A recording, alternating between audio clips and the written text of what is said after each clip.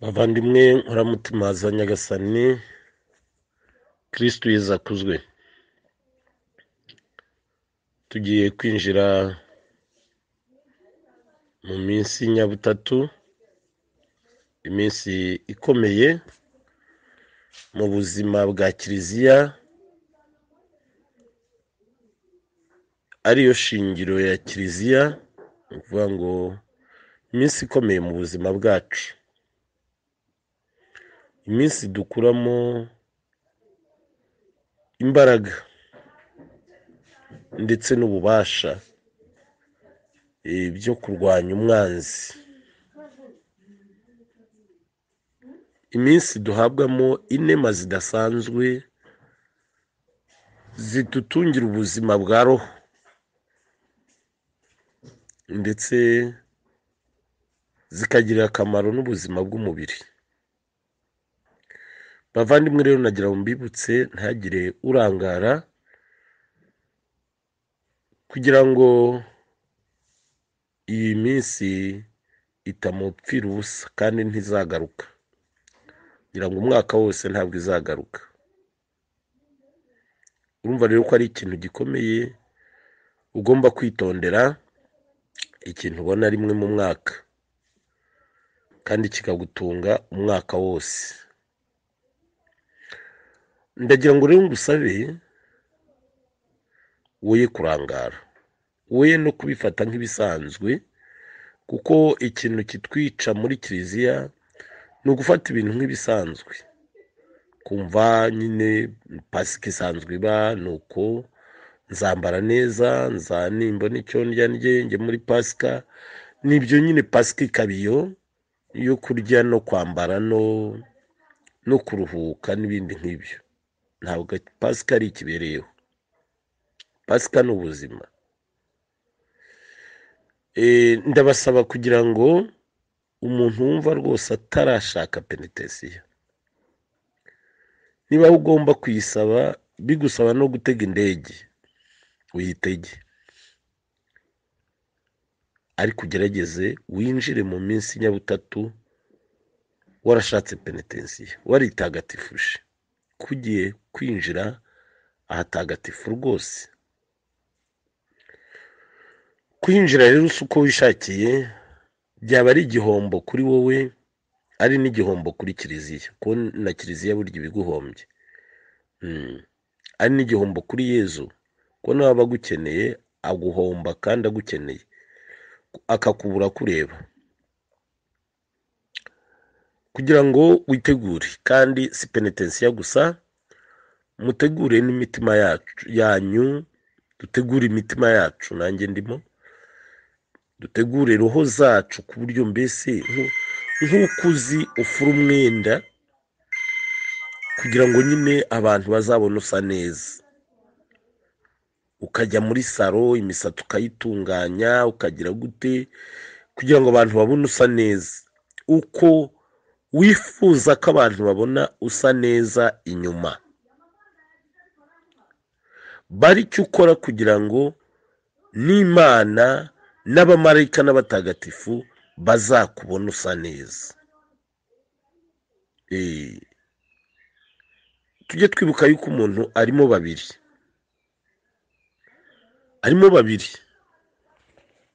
umuntu arimo umuntu usanzwe wa nyama n'amaraso, akabamo na muntu udasanzwe wa roho idapfa, ihoraho iteka. Ikibabaza rero ni uko twita kuri muntu usanzwe wa nyama n'amaraso, ejo bizabora, ugasanga muntu nyawe udapfa, udasaza, ntabwo tumwitayeho. Ntekereza ko icyo gihe rwose byaba ari ibitekerezo bigufi, twaba tureba hafi. Mwihangane turebe kure, twatangiye urugendo rwo kurimbura Sekibi, ibyo murabizi, kandi tugomba kuyirimbura, kuko isi Imana yarayitugabiye, none Sekibi yayiduteyeho. Ubu rero twahagurukijwe no kugira ngo tuyirukane ku isi yacu. Urwo rugamba rero kugira ngo turutsinde, ntabwo twarutsinda tutarufashijwe n'ijuru. Ijuru kugira ngo tubane nuko dusa naryo. Ndagira ngo nongere mbibutse ko twese ababatijwe twese muri batisimu twihaye Imana. Nubwo hari ayo bayihaye mu buryo bw'ikirenga, ariko twese ababatijwe twihaye Imana. N'ikimenyimenyi, umenye yuko mbere yo kubatizwa ubanza guhakana, ubanza kwanga shitani n'ibyayo byose, ukemera Imana, ukayegurira ubuzima bwawe bwose.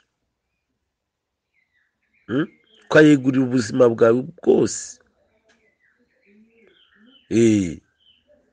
Icyo gihe rero uba uyihaye.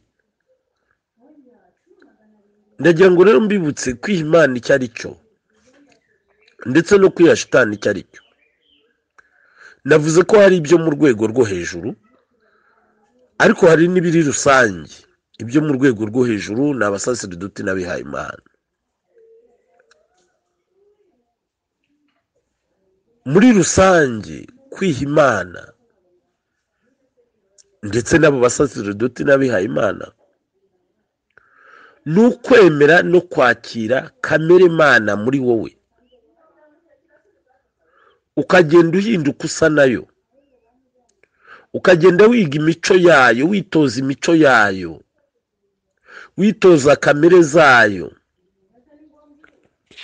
Pawulo mutagatifu niwe yavuze neza, ko yaravuze ati, ndatera intambwe ngana imbere kugeza ubwo nzayingayinga igihagararo cya Kristo. Iyo mvugo yagombye kuba iyacu twese. Ndatera intambwe ngana imbere kugeza ubwo nzayingayinga igihagararo cya Kristo. Kuyingayinga wenda ku bakiri bato ni ukureshya. Kugeza ubwo, yaravuga ati kugeza ubwo nzareshya na Kristo. Nzagera ikirenge mu cya Kristo. Abantu bazajya bambona nk'uko babona Kristo, nk'uko babonaga Kristo. Iyo yagombye kuba intego yacu twese. Kwiha Imana rero ni ukwitoza kamere zayo. Kugira ngo rero tubishobore, ntabwo ubwacu twabyishoboza, nuko twakira inema zayo. Izo nema rero zitangwa mu buryo budasanzwe mu minsi nyabutatu ya Pasika. Niho hatangwa inema zidasanzwe zo gusabana n'Imana, ariko wabyiteguye. Ntabwo ari ukugenda butama cyangwa bugurube. Oya, wabyiteguye. Izo nema nizo zidufasha. Twagenda duhinduka. Muzitegurire muzihabwe. Ubwo nabivuze kwiha Imana, ariko kubera ko hari n'abiha shitani nabyo ndabivugaho. Kwiha shitani nabyo birimo uburyo bubiri. Hari ukuyiha nyine byo mu rwego rwo hejuru ku buryo budasanzwe, no kuyiha ku buryo busanzwe. Kuyiha byo mu rwego rwo hejuru ku buryo budasanzwe ni abiyemeza kuba abarozi, abiyemeza kuba abapfumu, abiyemeza kuba abarozi, abiyemeza kuba abapfumu, n'abagirana nayo ibindi bihango bidasanzwe, n'abagikuzimu, n'abagira gute, gutyo ibintu nk'ibyo. Ariko niyo wemeye kwakira kamere shitani, ukitoza imico ya shitani, nabwo uba wihaye shitani. Kabone n'ubwo waba uri muri kuva. Kabone n'ubwo waba uri muri kuva, uba warihaye shitani. Iyo wemeye gutunga kamere shitani, ukemera imico ya shitani, uba warihaye shitani. Ibyo byombi rero mbivuze kugira ngo umuntu ahitemo, yirebe, yisuzume, ese kamere ntunze, kamere nshaka gutunga, ese imico nshaka gutunga ni iyihe? ni iy'Imana cyangwa ni iya shitani? bavandimwe, ndabasaba mbinginga ngo iyi minsi nyabutatu ntimuyidebekere, ukoresha imbaraga zawe zose ku buryo inema zitangwa muri iyi minsi nyabutatu nta n'imwe izagucaho. ni ibintu bibiri ugomba gukora kugira ngo izo nema uzibone. icya mbere ni ukwitagatifuza bihereye nyine ku ntebe ya penetensiya nk'uko nabibabwiye, ku buryo nyine winjira muri iyo nyabutatu witagatifuje. muri iyo ntebe ya penetensiya nyine bisaba ko, ndagira ngo nibutse uko dushaka penetensiya. mbere na mbere ni ukwisuzuma, ukicara ukisuzuma utihenze, ukareba nyine ibyo wakoze byose bidashimisha Imana kandi byagize n'ibyagize ingaruka ku bantu cyangwa byababaje abantu. ibyo byose ko dukora icyaha ku Mana no ku bantu. wamara kubibona neza ukabyanga kandi utihenze utirengeye. iyo ugiye kujya muri ya penetensiya ntabwo ushaka inyoroshyacyaha.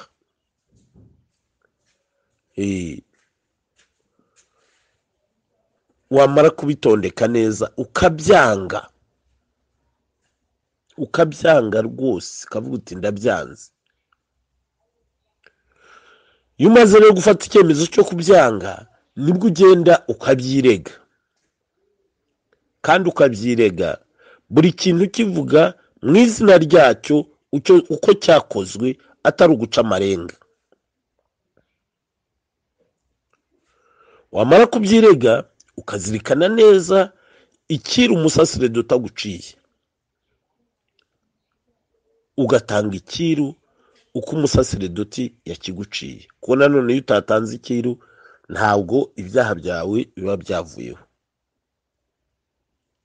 icyo ni icya mbere kijyanye no kwitagatifuza.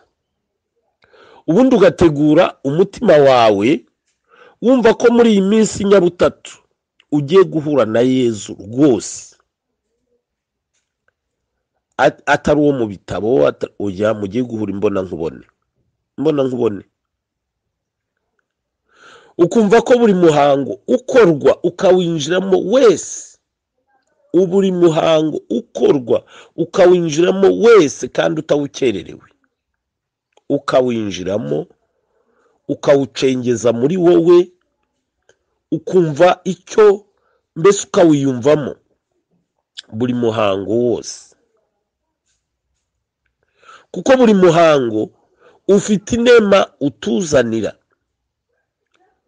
iyo rero wa muhango bawukoze we wirangariye ugize gute, kuko nyine tuba tugomba kwinjiza mu mitima yacu. iyo urangaye nyine uba warangaye, ubwo gucaho za nema zigucaho kuko warangaye.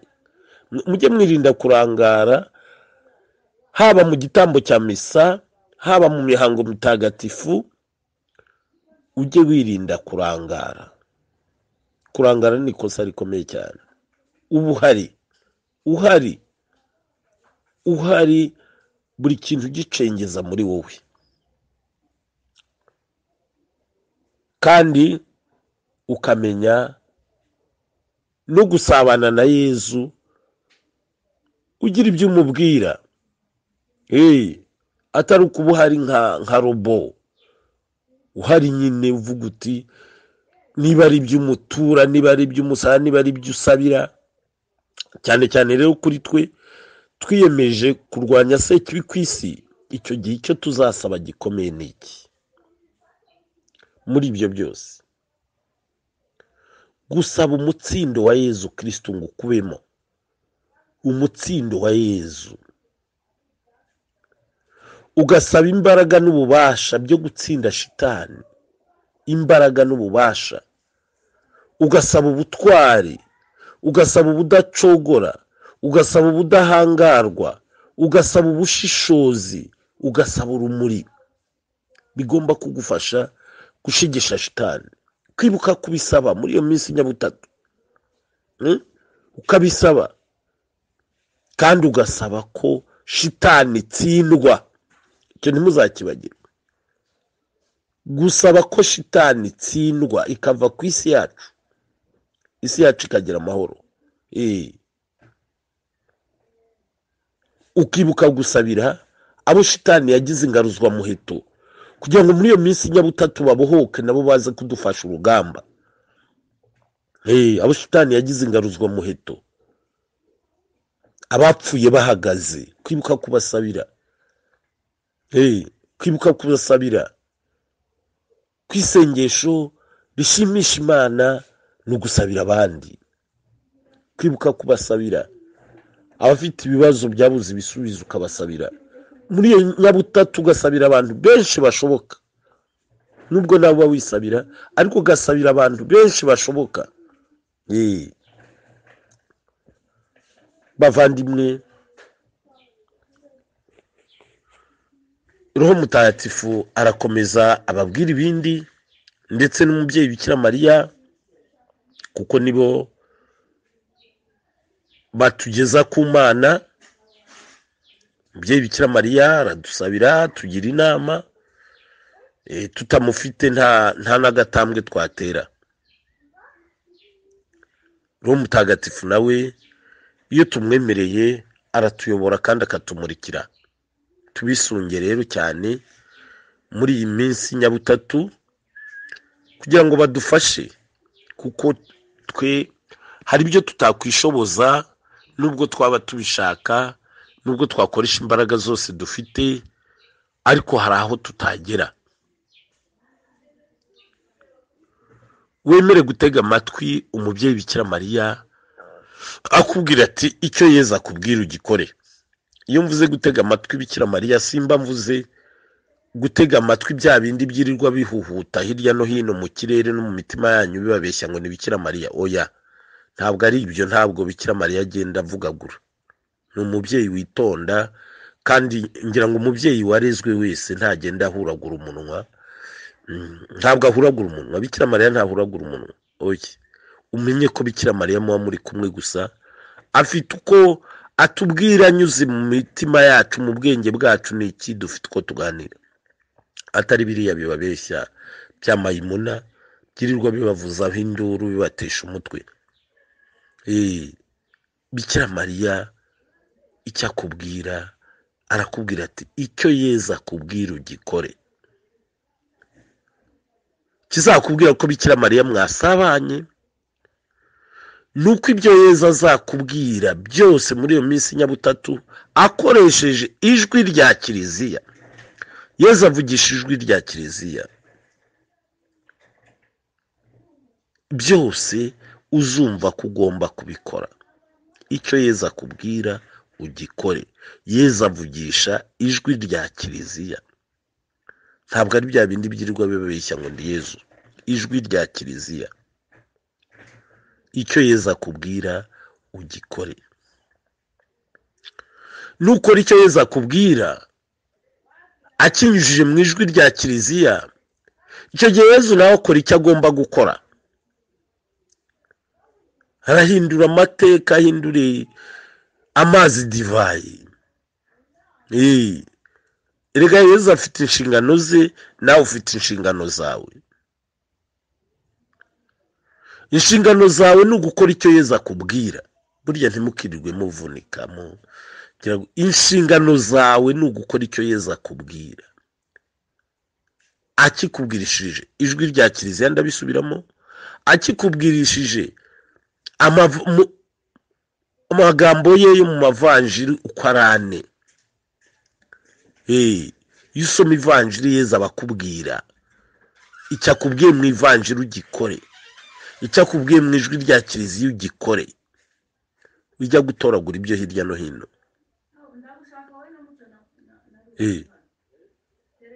Icyo Yezu akubwira ugikore mu ivanjiri, mu mavanjiri ye no mu ijwi rya Kiliziya. Naho duhurira na Yezu akatubwira. Bavandimwe rero, ndabifuriza kwinjira muri iyi nyabutatu neza muhari kandi mukayibyaza umusaruro. Ndabifuriza kandi pasika nziza. Kuri jye ndifuza n'umutima wanjye wose rwose, na Yezu narabimubwiye mu isakaramentu rye ritagatifu, naramubwiye ngo ndifuza ko iyi pasika iba pasika idasanzwe, pasika umuntu wese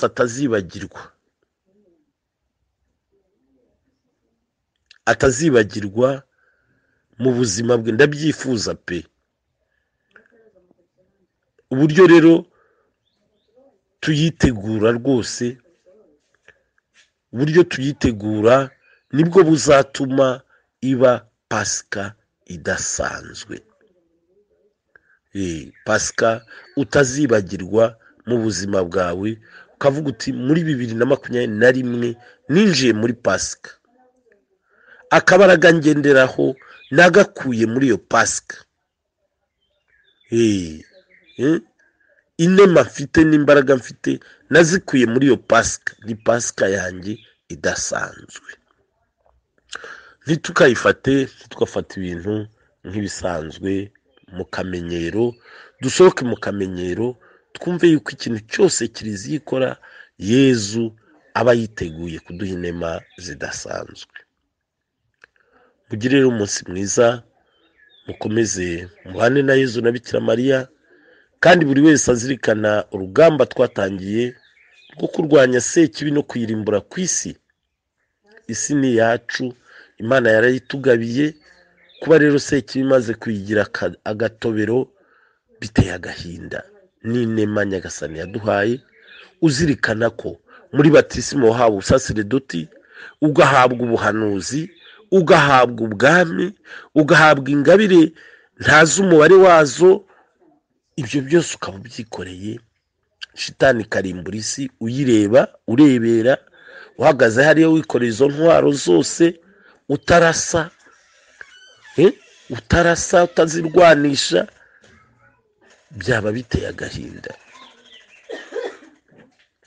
Byaba biteye agahinda. Duhaguruke dufashe umubyeyi Bikira Mariya gukura isi mu rwobo ni mu kibi. Hagurukira kurwanya ikibi icyo ari cyo cyose, cyaba gito cyaba kinini, cyaba kinyuze ku nshuti yawe, cyaba kinyuze ku muvandimwe, cyaba aho cyanyura hose ukirwanye, kuko ni kibi. Ikibi nicyo giha imbaraga sekibi. Byaba ibitekerezo bibi, yaba amagambo mabi, byaba ibikorwa bibi. Ubukristu ni ukurwanya ikibi. Ubukristu ni intambara. Umukristo agomba guhora ahanganye n'ikibi aho ari hose.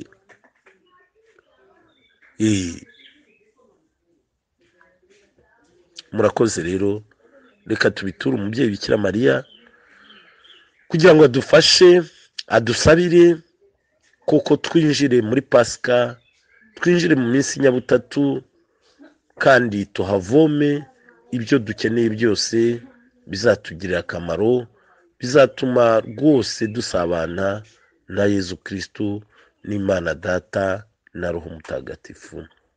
Ku izina ry'Imana Data na Mwana na Roho Mutagatifu, amina. Mubyeyi wacu Bikira Mariya, ndagutumiye kugira ngo uze udutoze, utugire inama, udusabire, kugira ngo twinjire mu minsi nyabutatu turi kumwe nawe. Tuyinjiremo dufite urumuri rwa Roho Mutagatifu, tutayinjiranyemo umwijima. Tuyinjiremo turangamiye Yezu Kristu, tugendane nawe. Dutegure imitima yacu kwakira inema zidasanzwe za pasika. Inema zidasanzwe za pasika. Mubyeyi mutagatifu, ndagusaba kugira ngo usabire buri wese, kandi buri wese umubwire icyo Yezu amushakaho kugira ngo agikore. ndagusaba mubyeyi mutagatifu ngo wegere abana bawe baguye, abana bawe bayobye bakirirwa biruka inyuma ya sekibi ziyitiriye izina ryawe n'iziyitiriye umwana wa Yezu Kristu. Abana bawe bavuye mu kwemera kwa kiliziya imwe itunganye gatolika yashinzwe na Yezu Kristu ku ntumwa 12, kugira ngo bose ubabe hafi, ubagire inama, ubasabire kandi ubafashe kugira ngo bashobore gutsinda ibishuko, ibigeragezo n'imitego ya sekibi. Ndakuramutsa Mariya, wuje ine muhorana n'Imana, wahebuje abagore bose umugisha, na Yezu umwana wabyara asingizwa. Mariya mutagatifu umubyeyi w'Imana, urajya udusabira tw'abanyabyaha kuri ubu n'igihe tuzapfira. Amina. Ku izina ry'Imana Data na Mwana na Roho Mutagatifu. Amina. Mugira amahoro ya Kristu. Ndagira ngo mbibutse yuko inema n'imbaraga duhabwa n'ijuru. Inema n'imbaraga duhabwa n'ijuru. Mugire umunsi mwiza, mukomeze mubane na Yezu na Bikira Mariya.